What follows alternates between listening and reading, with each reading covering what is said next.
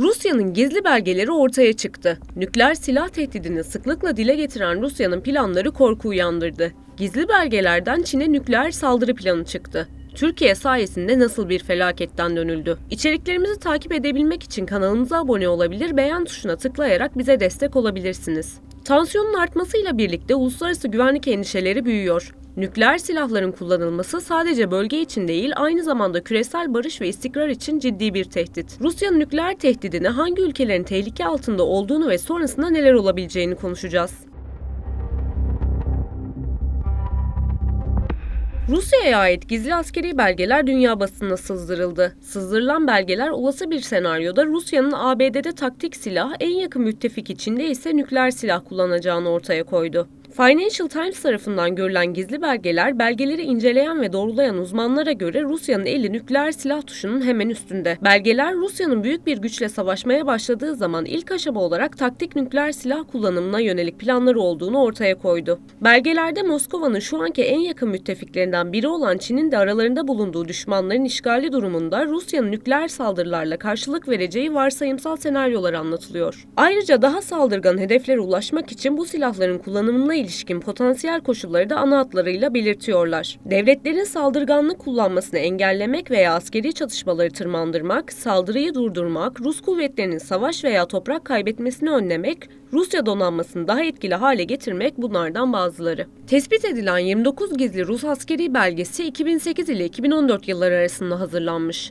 Ancak uzmanlara göre hala Rus askeri doktrinine uygun olduğu söyleniyor. Belgeler Financial Times'a batılı kaynaklar tarafından gönderilmiş. Kremlin sözcüsü Dmitri Peskov ise belgelere inanmıyor, gerçekliğinden şüphe duyduğunu söylüyor. Rusya'nın taktik nükleer silahları Avrupa ve Asya'daki savaş alanlarında kullanılmak üzere tasarlanmış olup stratejik nükleer silahlarla karşılaştırıldığında daha sınırlı bir menzile ve güce sahip. Ancak modern taktik savaş başlıklarının çoğu 1945'te Nagasaki ve Hiroşima'ya atılan silahlardan daha fazla enerji açığa çıkardığından bunların kullanımı hala fazlasıyla yıkıcı olacak. Bu savaş başlıklarının kullanımını tetikleyebilecek potansiyel koşullar şunlar: Rusya topraklarına bir düşman saldırısı gerçekleştirilirse, stratejik balistik füze denizaltılarının 5'te biri vurulursa, 3 veya daha fazla kruvazörü veya 3 hava sahası imha edilirse veya ana gemiler eş zamanlı vurulursa Rusya nükleer silah kullanacak. Rus topraklarına yönelik bir düşman istilası ve Rusya'ya ait stratejik balistik füze denizaltılarının %20'sinin yok edilmesi gibi durumlarda saldırı şartlarına dahil.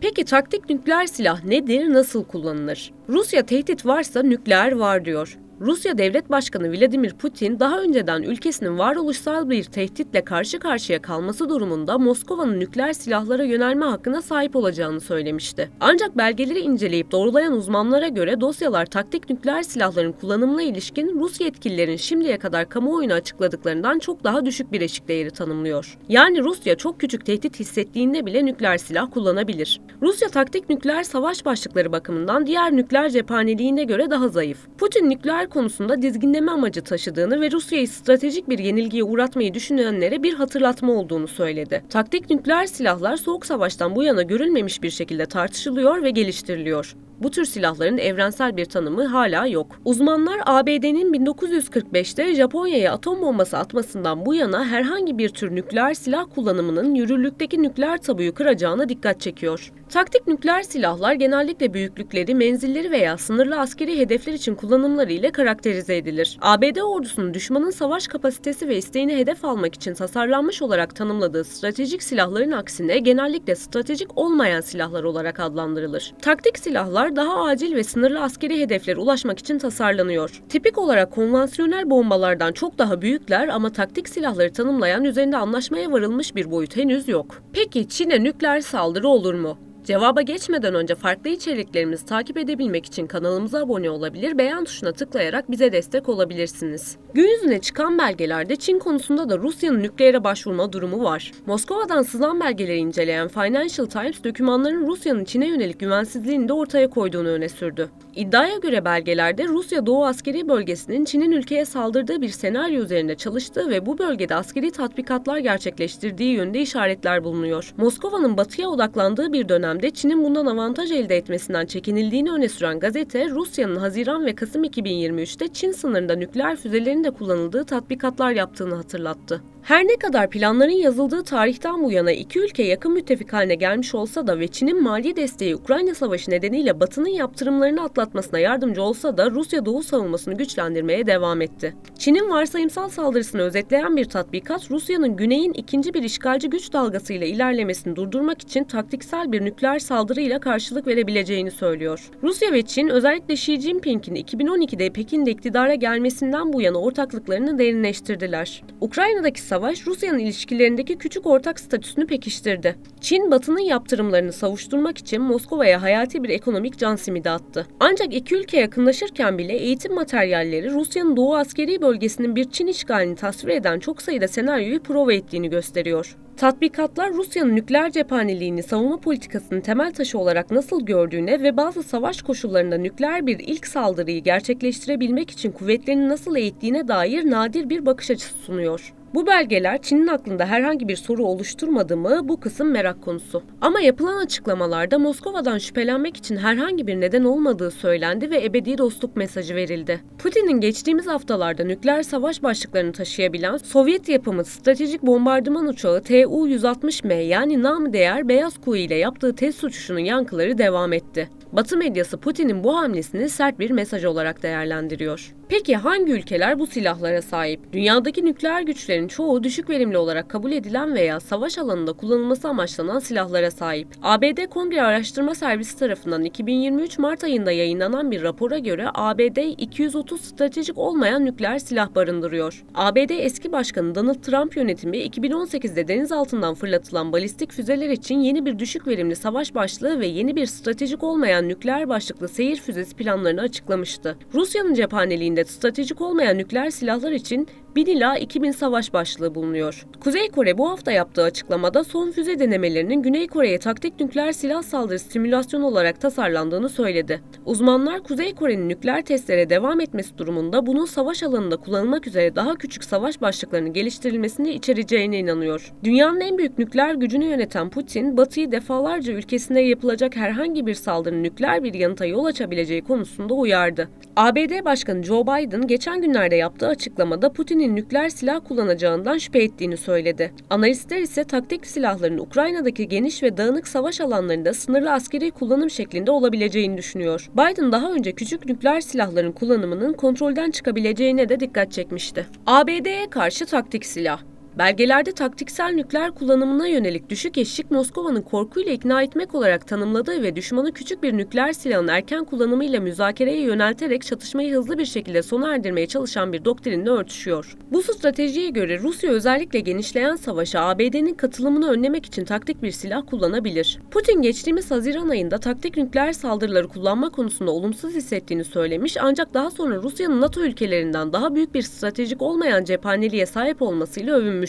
In the dry language of economic terms, this is our competitive advantage, and, as you know, we have been negotiating with our union state, with President Lukashenko, that we will transfer part of these tactical nuclear weapons to Belarusian territory. ABD, Rusya'nın bu türden en az 2000 silaha sahip olduğunu tahmin ediyor. Putin geçen yıl Rus nükleer doktrininin nükleer silah kullanımı için iki olası eşiğe izin verdiğini söyledi. 1. Düşmanın ilk nükleer saldırısına karşı misilleme, 2. Konvansiyonel silahlar kullanılsa bile Rusya'nın bir devlet olarak varlığının tehdit altında olması. Ancak Putin her iki kriterin de karşılanmasının muhtemel olmadığını ekledi ve sertlik yanlılarının eşiğin düşürülmesi yönündeki kamuoyu çağrılarını reddetti. Uluslararası Stratejik Çalışmalar Enstitüsü Strateji, Teknoloji ve Silah Kontrolü Direktörü, Rusya'nın Ukrayna'ya karşı nükleer silah kullanma eşiğinin muhtemelen daha yüksek olduğunu ifade etti. Direktör buna gerekçe olarak Kremlin'in doğrudan bir ABD müdahalesinden ve çatışmayı tırmandırmaktan kaçınmak istemesini gösterdi. Son olarak ise geçtiğimiz hafta Putin, Finlandiya ve İsveç'in NATO'ya girişinin anlamsız bir adım olduğunu ve Rusya'nın Finlandiya sınırına askeri yığınak yapacağını söyledi. Каким-то зонтиком. Зачем им это нужно, я откровенно говоря не понимаю. Это абсолютно бессмысленный шаг с точки зрения обеспечения собственных национальных интересов. Но, тем не менее, это им решать. Они так решили. Но у нас там не было войск, теперь будут. Не было там систем поражения, теперь появятся. Вот зачем? Putin ayrıca egemenliğinin tehdit edilmesi durumunda Rusya nükleer silah kullanmaya hazır dedi. Технической точки зрения мы, конечно, готовы. Они у нас постоянно находятся находится в состоянии боевой готовности. Ukrayna'da nükleer silah kullanılır mı? Rusya ve nükleer deyince aklımıza ilk gelen sorulardan biri bu. ABD istihbaratı 2022 sonbaharında yaptığı değerlendirmede Rusya'nın Ukrayna güçlerinin Kırım savunmasını aşması halinde düşmanı durdurmak için nükleer saldırı başlatma ihtimalini %50 olarak görüyordu. En kötü olasılığa hazırlanan Amerikalı yetkililer Avrupa'ya alelacele ikmalde bulundu. Ukrayna'daki 200'e yakın hastane nükleer saldırı durumunda sığınılacak tesis olarak belirlendi. Binlerce doktor, hemşire ve diğer çalışanlara radyasyona müdahale eğitimi verildi. Terörle mücadele ve siber savaş çağında anlamını yitirdiği düşünülen materyalleri tekrar kullanılır hale getirdiler. Ukrayna ise nükleer silahı olmayan ve kimsenin nükleer şemsiyesiyle korunmayan bir ülke. 2022 sonbaharında Ukrayna ordusunun hızlı karşı taarruzuyla birlikte Kuzeydoğu'daki Harkiv bölgesine yer alan topraklar Ruslardan geri alınmıştı.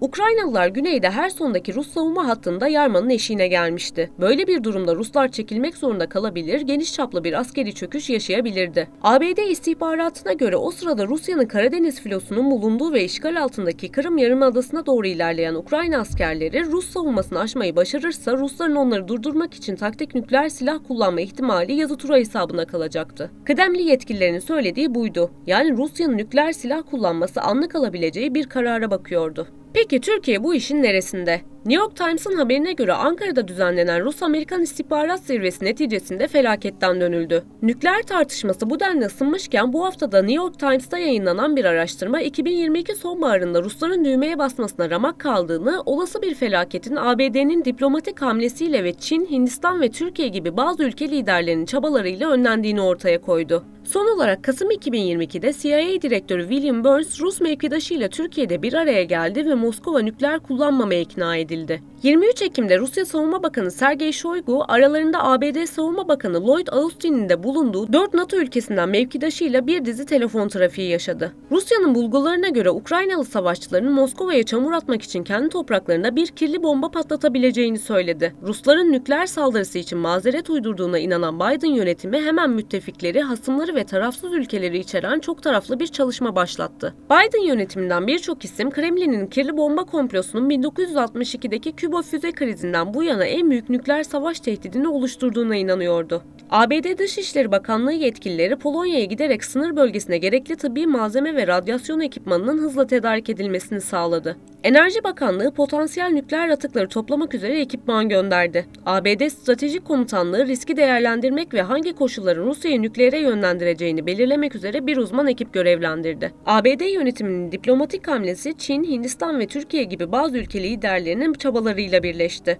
Rus lider felaketin eşiğine yaklaştıysa bile geri adım attı. Nükleer caydırıcılık ne demek? Çok büyük miktarda düşmanı tamamen yok edebilecek kapasitede nükleer silah bulundurmanın size saldırılmasını engellediği düşüncesi nükleer caydırıcılık fikrinin temelini oluşturuyor. Bu kısacası birbirini karşılıklı yok etme gücüne sahip olmak demek. Dünya çapında çok sayıda nükleer deneme yapılmasına ve ülkelerin ellerindeki nükleer silahları geliştirmeyi sürdürmelerine rağmen 1945'ten bu yana hiçbir çatışmada nükleer silah kullanılmadı. Rusya da nükleer silahları sadece caydırıcı olarak bulundurduğunu kabul ediyor ve sadece bahsettiğimiz durumlarda kullanılabileceğini söylüyor. Putin'in verdiği nükleer silah mesajları caydırıcı olacak mı bunu şu an için söylemek zor. 2022 yılında Ukrayna'ya savaş açan Rusya, uluslararası dinamikleri derinden sarstı ve ezber bozan bir konuma geldi. Şu an Washington, Ukrayna'nın nükleer saldırıya hazırlanmasına yardım etse de sıradaki hedef Tayvan veya Güney Kore olabilir. ABD Milli Güvenlik Konseyi, Tayvan, Kore Yarımadası ve Orta Doğu'da nükleere dönüşebilecek olası çatışmalar için şimdiden muhtemel durum kılavuzları hazırladı. İran da istediği zaman belli miktarda nükleer silah geliştirmesine yetecek kadar zenginleştirilmiş uranyumu toplamış durumda. Saldırıların arttığı son dönemlerde nükleer silahların kullanılması durumunda Rusya elindeki başlıklar nedeniyle avantajlı konumda olacak. Ukrayna'ya karşı nükleer silah kullanırsa tüm Doğu Avrupa büyük bir tehditle karşı karşıya kalacak. Bu da Rusya'nın diğer ülkelere karşı elinde tuttuğu en büyük kozu.